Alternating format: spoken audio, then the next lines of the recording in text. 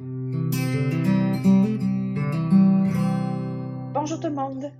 Voici une vidéo portant sur les procédures de vote. Plus précisément, aujourd'hui, nous allons aller voir le vote par assentiment.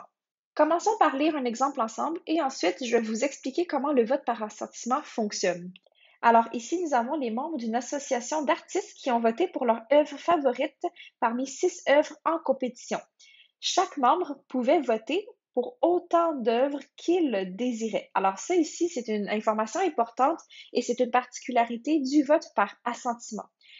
Dans le tableau, on peut voir que chaque œuvre a recueilli un certain nombre de votes, mais c'est important de comprendre que chaque personne aurait pu voter pour plusieurs œuvres. Elle aurait pu voter, par exemple, pour seulement Galaxy ou pour toutes les œuvres aussi en même temps. Donc, la première question ici, c'est de savoir combien de membres ont voté à partir de cet exemple. Eh bien, ici, on comprend que chaque personne pouvait voter pour autant d'œuvres qu'il le désirait.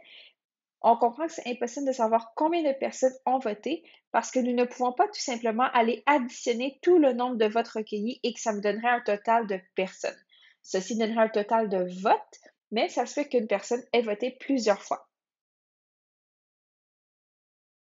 Par contre, même si on ne sait pas le nombre total de membres qui ont voté, on peut aller voir que si La Vie en rose a obtenu 123 votes, ça implique qu'il y a 123 différentes personnes qui ont voté pour La Vie en rose et peut-être pour autres œuvres, mais on sait au moins qu'il y a un minimum de 123 membres qui ont voté.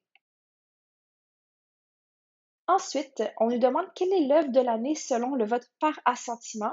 Eh bien, le vote par assentiment, c'est très très simple, il n'y a aucun calcul à faire. On va tout simplement aller chercher l'œuvre la plus populaire, donc l'œuvre qui a recueilli le plus grand nombre de votes. Et ici, je l'ai déjà souligné, c'est La Vie en rose. Et voilà, c'est déjà tout pour cet exemple. Un grand avantage du vote par assentiment, c'est que, évidemment, c'est très, très simple à mettre en œuvre et ça permet une grande liberté aux électeurs puisqu'ils peuvent voter autant de fois qu'ils le veulent. Par contre, un des avantages du vote par assentiment, c'est que c'est pas dans toutes les situations dans lesquelles le vote par assentiment serait l'idéal à mettre en œuvre. Je peux notamment donner comme exemple les élections. Merci.